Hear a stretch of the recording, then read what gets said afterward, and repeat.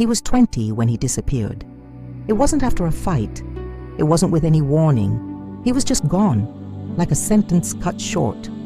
For months and then for years, his room stayed exactly the same.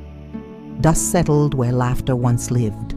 His mother kept washing his clothes long after they no longer smelled like him. His father stopped asking questions because answers never came. His younger sister had to learn how to grow up without ever saying goodbye.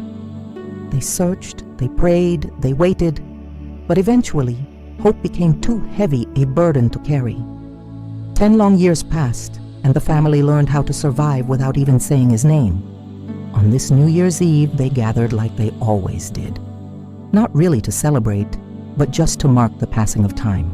On the television, a countdown announced a future they had learned not to expect too much from. Their smiles were polite. Their laughter was careful. Outside, fireworks waited to explode into the night sky.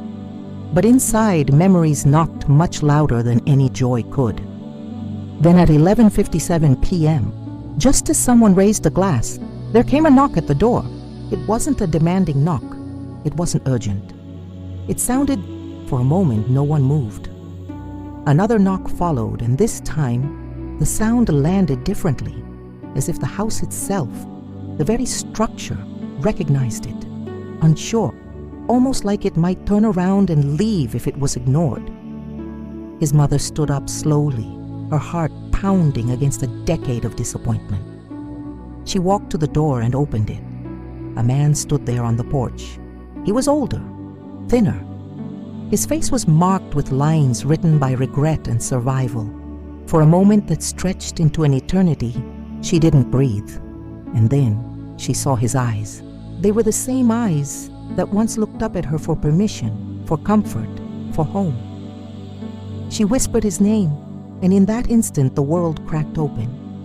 He stepped inside, shaking, and the house filled with something it hadn't felt in 10 years. Truce. Tears fell without needing any explanation. Arms wrapped around him, unsure but absolutely unwilling to let go. No one asked where he had been. No one asked why he left. Some questions just aren't needed when love finally arrives.